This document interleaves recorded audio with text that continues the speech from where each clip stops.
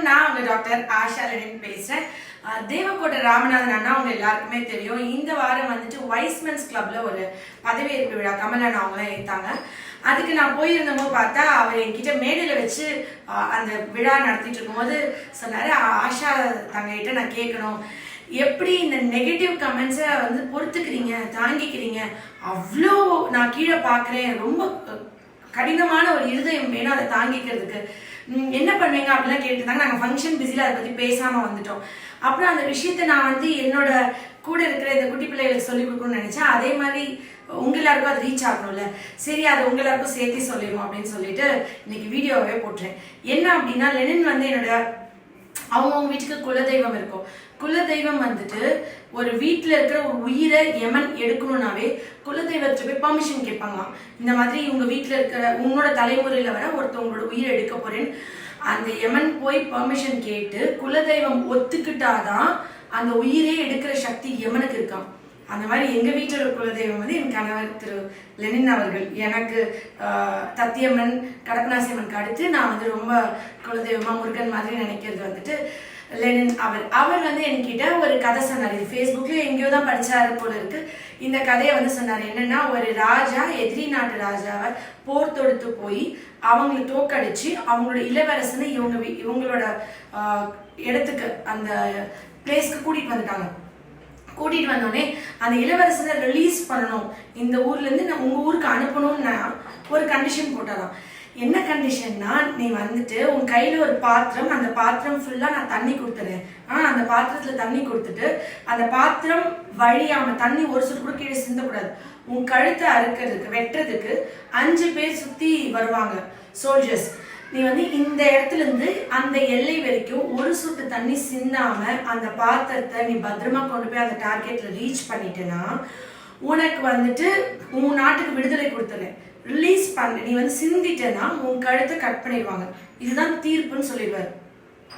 இவர் அப்படியே எடுத்துக்கிட்டு அப்படியே தழும்பாம போகும்போது நிறைய நாட்டு மக்கள் ஃபுல்லா கியூல இருப்பாங்கல்ல, ஒரு ரேஸ் பாக்குற மாதிரி தானே. அதுல கொஞ்சம் பேர் வந்து கை தட்டி சிரிச்சு, இதோ சிந்திருச்சு, இதோ நீ வந்துட்டு கொட்டிருச்சு, நீ தோத்துட்ட, உன்னைய கழுத்தை வெட்டுங்க, கமான் வெட்டுங்கடா அப்படின்னு சொல்லி சவுண்ட் எழுப்பி ஒரு ஆரவாரத்தோட அந்த எதிரி தானே, நம்மளோட எதிரிக்கு வந்து எவ்வளவு வலிக்குது, எவ்வளவு காயப்படுத்துறோம், எவ்வளவு மோசமா அவங்க கீழே விழ வச்சு அவங்க சாகிற அளவுக்கு. அதாவது எதிரி நாட்டு இளவரசன் தான், பட் கழுத்தை விட்டா பாவம் உயிர் போகுது அப்படின்ற கருணை இரக்கம் பச்சாதாபம் கூட இல்லாத ஒரு கூட்டம் கத்திட்டு இருந்தாங்க, சிரிச்சிட்டு இருந்தாங்க. ஏன்னா அவங்களுக்கு அவங்க நாடு வெறி எல்லாத்தையும் மீறி, மனித நேயத்தை மீறி அவங்களுக்கு வந்துட்டு அந்த எதிரி நாட்டு ராஜாவை கொள்றது, அதாவது ஒரு சாடிசம், ஒரு சாடிஸ்ட் மாதிரி ஒரு குரூப் ஆஃப் பீப்புள்ஸ்குள்ள மனசுல இருக்கும். சாடிஸ்ட் போய் கத்தி எடுத்து ஒரு ஆள் குத்துறது மட்டும் இல்லை, இன்னொரு ஆள் காயப்பட்டு துன்பப்படும் போது அதை வேடிக்கை பார்த்து ரசிச்சு சிரிக்கிறது எல்லாமே ஒரு சாடிசம் தான். இது வந்து அவங்க பண்ணிட்டு இருந்தாங்க. இன்னொரு குரூப்ல வந்துட்டு ஒண்ணு இல்லப்பா, அவ்வளவுதான்ப்பா, ஜெயிச்சிட்டப்பா, சூப்பர்ப்பா சூப்பர்ப்பா, சிந்தலப்பா, இன்னும் கொஞ்சம் தூரம்ப்பா, வந்துருப்பா, நீ ஜெயிச்சிடலாம்ப்பா, சூப்பர்ப்பா அப்படின்னு ஊக்குவிச்சு மோட்டிவேட் பண்ணி அவருக்கு சப்போர்ட் பண்ணிட்டு இருக்கிற மக்கள் 2 பேருமே எதிரி நாட்டு மக்கள் தான். ஒரு சிலர் இப்படி பேசியிருக்காங்க, ஒரு சிலர் வந்து இப்படி பேசிட்டு இருக்காங்க. இப்படி வந்தோடனே அவர் அந்த டார்கெட் போய் ரீச் ஆயிட்டாரு, சிந்தாம போயிட்டாரு, அவருக்கு பிரச்சனை இல்லை. நான் ராஜா கிட்ட திரும்பி கூப்பிட்டுறாங்க, சூப்பர்ப்பா நீ ரிலீஸ்ட், ஒன்னு நான் ரிலீஸ் பண்றேன். ரிலீஸ் பண்ணாம இப்ப நான் என்ன பண்றேன்னா, உனக்கு ஒரு சூப்பரான ஒரு ஆஃபர் கொடுக்குறேன். என்ன ஆஃபர்னா, உன்னை திட்டினவங்க எல்லாத்தையும், நீங்க வந்து போகும்போது நிறைய பேர் திட்டிட்டு இருந்தாங்க, நான் பின்னாடி என்னோட தேர்ல வரும்போது அதை கவனிச்சேன். உன் திட்டினவங்க எல்லாருக்கும் நீ தண்டனை கொடுக்கலாம், என்ன தண்டனை வேணா கொடுக்கலாம், உன்னோட இஷ்டம். ஏன்னா நீயும் என்ன மாதிரி ஒரு ராஜா, நாளைக்கு நான் எப்படி ஆனாலும் என்னையும் இவங்க இப்படிதான் பேசுவாங்க, அதனால நீ எவ்வளவு வேணா திட்டலாம், இல்ல திட்டினவங்களுக்கு தண்டனை கொடுக்கலாம். உன்னை புகழ்ந்து ஊக்குவிச்சு அப்ரிஷியேட் பண்ணி பேசினவங்களுக்கு நீ என்ன வேணா பரிசு கொடுக்கலாம், நீ வந்துட்டு அப்படின்னு ஒரு ஆஃபர் கொடுக்குறாரு.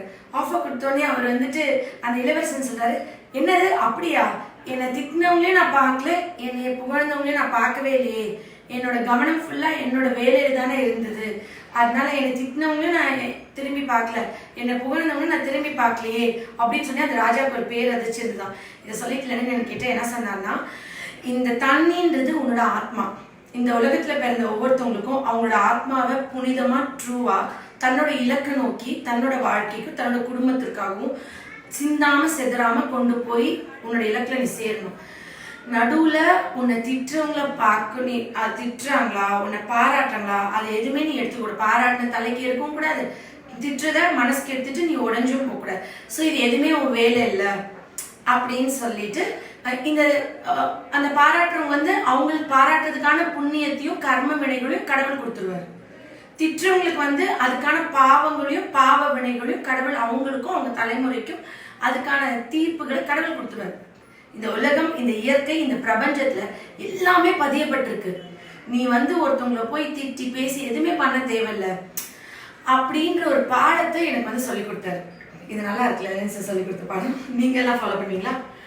எனக்கு வந்துட்டு இது பயங்கர இன்ஸ்பிரேஷனா இருந்துச்சு. என்னடா எமோஷனல் அழுகிறியா? இல்லை, இது செல்ல குழந்தை, இது குட்டி குழந்தை, டக்குன்னு அழுதுரும். அப்புறம் வந்துட்டு இது அது கேட்டோடனே எனக்கு ரொம்ப ஹாப்பியா இருந்தது. இது நான் எப்பவுமே லென்ட் எடுத்துக்குவேன். அண்ட் லென்ட் வந்து என்ன வந்து எப்பவுமே எந்த கமெண்ட்டும் பார்க்க வேணாம், அவரே பார்ப்பாரு, என்னோட அட்மின் பார்ப்பாங்க. மோசமா இருந்தா நான் அதை பார்த்துட்டு ஹர்ட் ஆயிடுவேன், அவங்களே பிளாக் பண்ணி விட்டுருவாங்க, டெலீட் பண்ணிடுவாங்க. நல்லா இருந்தா அவங்களே லைக் போட்டுருவாங்க. ஸோ நான் நல்லா இருக்கிற கமெண்ட்டையும் பார்க்க மாட்டேன், மோசமா இருக்க கமெண்ட்டையும் நான் பார்க்க மாட்டேன். நான் என் வேலையை பார்த்துட்டே இருப்பேன் பீஸ்ஃபுல்லா. இந்த பீஸ்ஃபுல்லான சூழ்நிலை நிச்சயமா அதுக்கு வந்துட்டு என்னோட குலதெய்வத்துக்கு தான் நான் நன்றி சொல்வேன். இது வந்து நான் தேவக்கோட்டை ராமநாதன் அண்ணாக்கும் இந்த மெசேஜை கொடுத்துறேன். ஆனா சாரி, எனக்கு நம்மளுக்கு பேச டைம் இல்லை. இதுதான் நான் என்னோட சீக்ரெட். இதை வந்து என் கணவர் எனக்கு சொல்லி கொடுத்தாங்க, நான் அதை அப்படியே ஃபாலோ பண்றேன். ஸோ அந்த ஆத்மா வந்து ரொம்ப ஃப்ரீயா இருக்கலாம். அண்ட் உண்மையா நேர்லயே போகும்போது ஒருத்தவங்க கல்லால் அடிச்சாலும் சொந்த பந்தங்கள் ஒரு குடும்பத்துல எப்படி நடந்துக்கணும் அதெல்லாம் அவ்வளோ அழகா எனக்கு பக்குவப்படுத்திருக்காரு. அடுத்தடுத்து அவர் சொல்லிக் கொடுத்த கதைகளையும் அடுத்தடுத்து வாழ்வியல் பாடங்களையும் நிச்சயமா உங்களோட நான் பகிர்ந்து எல்லாரும் என்ன மாதிரி ஸ்வீட்டா ஹாப்பியா சந்தோஷமான பட்டர்ஃப்ளைஸா மாத்திடுறேன். Love you all. நன்றி.